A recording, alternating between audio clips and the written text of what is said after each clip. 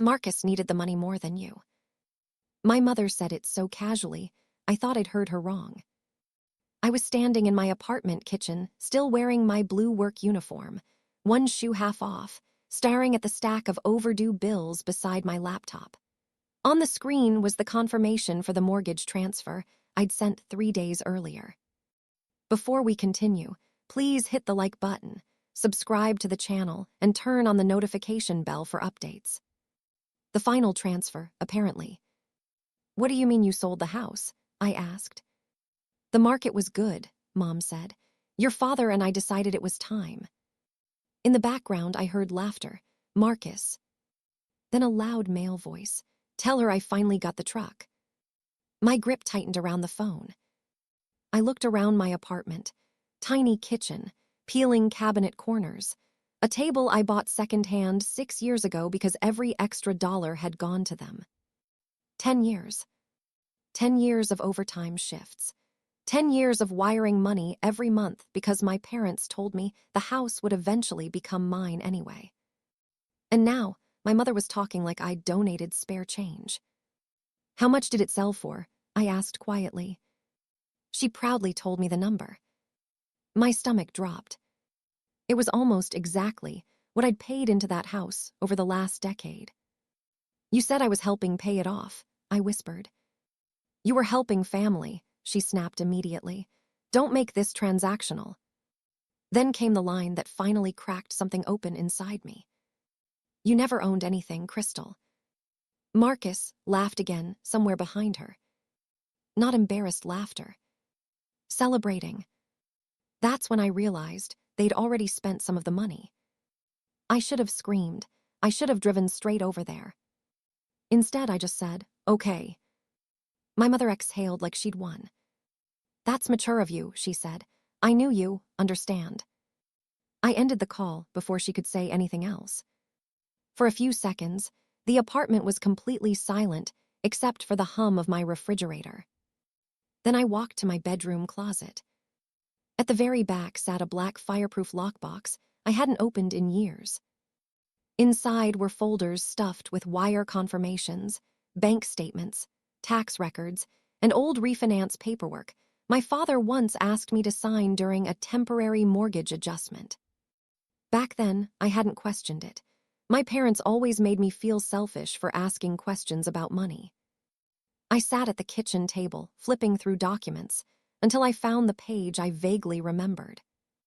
One sentence was highlighted in yellow. I read it twice, then a third time. My heartbeat slowed instead of speeding up. Because suddenly, this wasn't just betrayal anymore. It was a mistake. A very expensive one. I picked up my phone and searched for a number I hadn't called in almost 8 years. The attorney answered on the second ring. Law office of Daniel Levin. Hi, I said calmly. Mr. Levin, it's Crystal Renee. A pause. Then recognition. Crystal. I looked down at the paperwork spread across my table. I think my parents sold a house they legally couldn't. Silence. Then papers shuffling quickly on the other end. And 2 weeks later, someone knocked on my parents' front door. Crystal drove past the house just after midnight. The porch light was still on. For a second, it almost looked normal, like her father would still be asleep in his recliner, and her mother would still be yelling at the television from the kitchen. But the realtor sign was gone. And someone else's SUV sat in the driveway. She kept driving slowly, one hand tight on the steering wheel. That house had consumed 10 years of her life. Not emotionally. Financially. She remembered wiring money after 12-hour shifts while eating vending machine dinners because she couldn't afford takeout. She remembered draining her savings to replace the roof after a storm because her parents said insurance wouldn't cover enough. You're the dependable one, her mother always said. Marcus never heard things like that. Marcus heard things like, he's figuring himself out. He just needs support. He's under pressure. Meanwhile, Marcus borrowed money constantly while making fun of Crystal for living carefully. You're 34 and still renting. He laughed once during Thanksgiving dinner. What are you saving for? Retirement at 90. Her parents laughed with him. None of them mentioned that Crystal's rent money was paying their mortgage. She stopped at a red light and remembered something else. 8 years earlier, after signing refinance paperwork at the dining room table, her father quietly walked her to the door. If you ever stop helping us, he said softly, we lose this house. Crystal had asked the question carefully. Should my name be on any of this? Before her father could answer, Linda called from the kitchen. Families don't nickel and dime each other, Crystal. Back then, she'd felt guilty for even asking. Now she felt sick for not asking harder. The next afternoon, Crystal drove to her parents' new rental townhouse. Marcus opened the door wearing a designer hoodie Crystal knew he couldn't afford 2 weeks ago. Well, look who finally showed up, he smirked. Inside, unpacked boxes filled the living room. Her mother sat on the couch scrolling through furniture listings like nothing had happened. You could have called before coming, Linda said. Crystal ignored that. Did you tell the buyers I'd been paying the mortgage? Silence. Her father stared at the floor. Marcus scoffed immediately. You sent gifts, not investments. Crystal looked toward the stacked realtor boxes near the hallway. One tipped sideways. Papers slid across the hardwood floor. Her breath caught. She recognized her own signature. Refinancing documents. Her father lunged forward and grabbed the papers too quickly. Those aren't important, he muttered. But his hands were shaking. Crystal looked at him for a long moment. Then she turned and walked out without another word. By the time she reached her car, her phone was ringing. Daniel Levin. She answered immediately. Crystal, the attorney said, his voice tighter than before.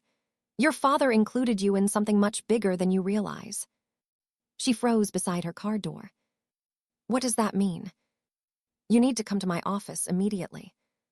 Daniel Levin's office looked exactly the way Crystal remembered it from years ago. Dark wood shelves, framed legal certificates, stacks of folders arranged with almost obsessive precision. Except this time, one of those folders had her name written across the tab in black marker. Levin spread several documents across the conference table. Before I explain this, he said carefully, I need to know something. Did your parents ever tell you they formalized your contributions during the refinance? Crystal frowned. Formalized how? He slid one document toward her. Her father's signature sat at the bottom. Right above it was a paragraph acknowledging that Crystal Renee had contributed substantial recurring payments toward mortgage obligations and retained equitable financial interest connected to the property. Crystal stared at it. What is this? It's part of the refinancing disclosure package from 8 years ago, Levin said. Your father disclosed to the lender that you were effectively participating in ownership through direct mortgage contribution. She looked up slowly. So they couldn't just sell it. Not cleanly, he replied. Not without notifying you, and definitely not without disclosing your interest. Crystal leaned back in stunned silence. Marcus didn't know. The buyers didn't know. Apparently, even the realtor didn't know. Her mother had hidden it from everyone. Levin tapped another sheet. The problem is timing. The sale already closed. Funds are being distributed. How bad is this? If the money disappears, he said bluntly, recovering it becomes much harder. Crystal rubbed her forehead. Legal action meant exposure. Neighbors, relatives, public records. Her mother would call it betrayal. Levin watched her carefully. Crystal, this isn't a family disagreement anymore. This is potentially fraudulent concealment. She looked down at 10 years of bank transfers, printed in neat rows across the table. Every sacrifice suddenly looked different. Not generosity. Proof. Finally, she nodded once. What do we do? Levin slid a document toward her. We file an emergency claim against the proceeds before the remaining money moves. Crystal signed. 3 days later, the entire situation exploded publicly. Marcus posted photos online, standing beside a black pickup truck with the caption, "Finally made it out." Another photo showed a gold watch hanging off his wrist. Comments flooded in from cousins and family friends congratulating him. Then the posts vanished overnight. Rumors replaced them. People started asking why the realtor had contacted relatives, looking for updated information about ownership disputes. By Friday afternoon, Linda called Crystal screaming. "What have you done?" Crystal held the phone away from her ear. "You're humiliating this family." "You stole from me first," Crystal said coldly. "You're unbelievable," Linda snapped. "After everything we sacrificed." In the background, Crystal heard her father yelling something she couldn't fully make out. Then Linda shouted back, "You wanted me to let Marcus drown." Crystal went still. That was new. After the call ended, Levin phoned again almost immediately. His voice sounded grim. "There's another issue," he said.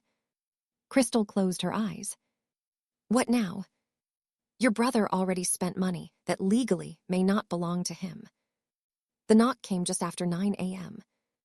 2 sheriff's deputies stood outside Linda and Robert Renee's rental townhouse, beside a man carrying a thick leather document case. Neighbors immediately started peeking through blinds. One woman stepped onto her porch, pretending to water plants while openly starring. Linda opened the door halfway. "Yes." "Mrs. Renee," the courier asked, "you've been served." Everything changed after that. By noon, Marcus was calling everyone in the family in a panic because several accounts connected to the sale proceeds had been temporarily restricted pending investigation. Crystal heard the shouting herself when Levin put one of the recorded calls on speaker in his office. "You told me the house was fully yours," Marcus yelled. Linda fired back instantly. "It was ours." "No, apparently it was." Then Robert's voice cut through weakly. "Marcus." "Do Marcus me," he snapped. "I already paid off my credit cards with that money." Levin muted the recording. "That," he said quietly, "is why the court moved so fast." More documents surfaced over the next 2 days. Crystal's transfer history. Tax filings referencing mortgage assistance. Emails between her parents discussing her share. Each new piece connected another part of the story she'd never fully seen. Her father had known for years how much she sacrificed. More than once, he'd apparently tried to protect her legally. But every time, Linda minimized it. "She's helping family," one email from Linda read. "Marcus needs a real chance for once." Crystal stared at the screen silently. A real chance. As if her entire adult life had been expendable. Pressure kept building. The buyers threatened legal action after learning ownership disclosures may have been withheld. Marcus learned the dealership could reclaim the truck if frozen funds couldn't clear properly. And Linda still refused to admit wrongdoing. During another call, she hissed, "You're destroying this family over money." Crystal answered immediately. "This stopped being about money the day you decided I didn't matter." That silence afterward felt heavier than the shouting. Then Levin uncovered the worst piece yet. A saved voicemail. Linda's voice. Clear, calm, deliberate. "We can't tell Crystal before closing," she said in the recording. "If she finds out early, Marcus won't get the money." Crystal listened without blinking. Across the table, even Levin looked uncomfortable. Later that evening, her father finally admitted the truth during a deposition meeting. "I didn't read the final disclosures carefully," he said quietly. "Your mother handled everything." Marcus stared at him in disbelief. "So you both lied to me too?" Nobody answered him. The next morning, Levin closed a folder and looked directly at Crystal.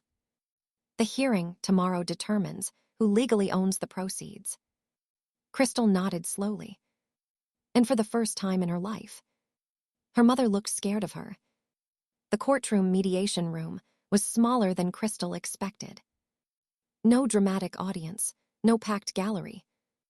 Just one long table, stacks of documents, exhausted attorneys, and the family that had spent 10 years pretending her sacrifices were invisible. Linda still tried to carry herself confidently when she walked in, but Crystal noticed the difference immediately. Her mother wouldn't look directly at her anymore. Marcus sat rigid beside their father, jaw tight, expensive watch gone from his wrist. Daniel Levin organized the evidence in front of him with calm precision. "Let's begin with the refinance disclosures," he said. Over the next 2 hours, every hidden piece of the story came apart publicly.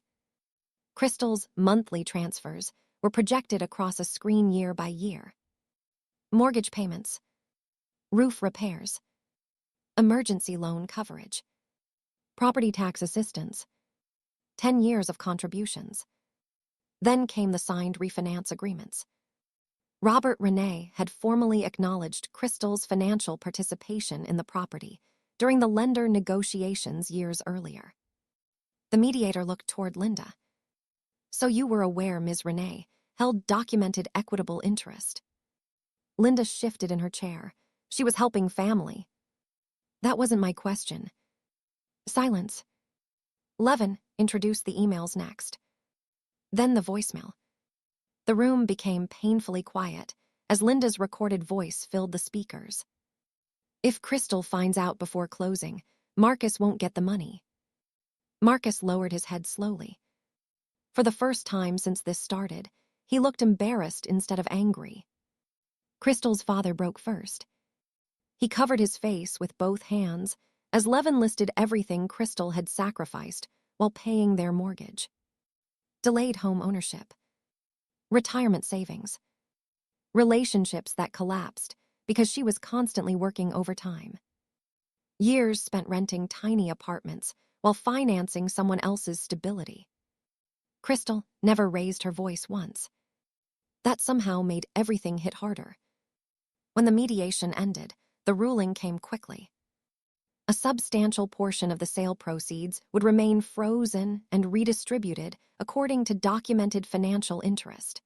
The buyers would be protected through a revised settlement structure, but Linda and Robert faced civil penalties tied to non-disclosure during the sale. Outside the courthouse, Marcus exploded at his parents. "The truck getting repossessed," he snapped. "Do you understand that?" Linda tried blaming Crystal again, but this time Marcus cut her off. "No, you lied to both of us." Within weeks, the fallout spread through the entire family. Relatives who once called Crystal cold learned she'd been carrying the mortgage for nearly a decade, while Marcus contributed nothing. The family story flipped overnight. People stopped asking why Crystal kept her distance. Now they understood. A month later, Crystal stood inside a quiet townhouse with freshly painted walls and unopened moving boxes stacked near the staircase. Her townhouse, the first home she had ever owned legally, completely, and entirely for herself. No guilt attached. No hidden expectations. Just hers. Her father visited once before the move was finished. He looked older than she remembered.